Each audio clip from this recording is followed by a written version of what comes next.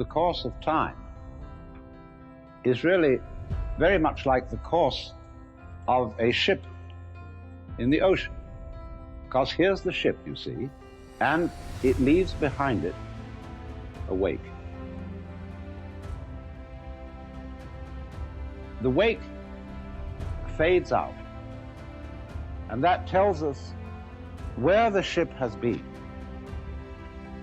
in just the same way as the past and our memory of the past tells us what we have done.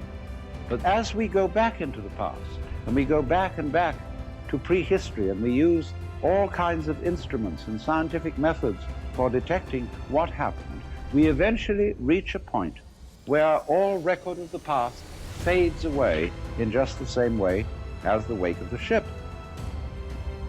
Now, the important thing to remember in this illustration is that the wake doesn't drive the ship any more than the tail wags the dog.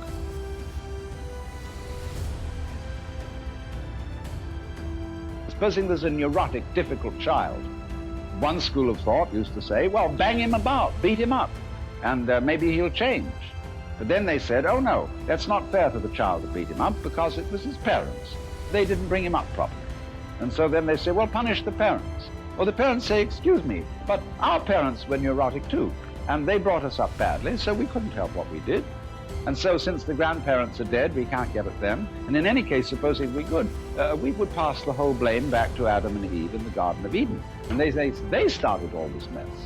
But then Eve would say, no, the serpent tempted me and I did eat, and it was the serpent's fault.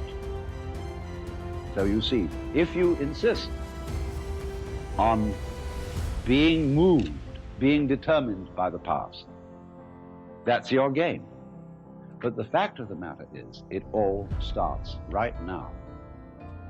But we like to establish a connectivity with the past, because that gives other people the impression that we're sane. If you ask me then, why am I talking? Well, I could say I'm making a living this way, or I have a message that I want to get across to you. But that is not the reason. I'm talking for the same reason that birds sing, and for the same reason that the stars shine, is I dig it. Why do you dig it? Well, I could go on answering all sorts of questions about human motivation and psychology, but they wouldn't explain a thing, because explaining things by the past is really a refusal to explain them at all. All you're doing is postponing the explanation. You're putting it back and back and back and back, and that explains nothing.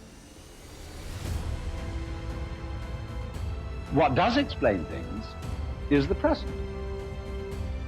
Why do you do it now? Now,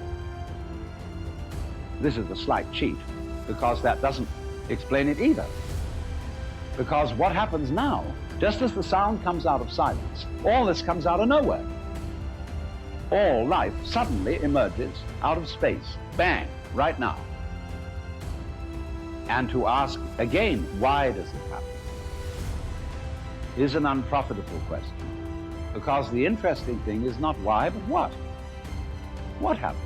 Not why does it happen. I can say, well, I am doing this now because I did that then.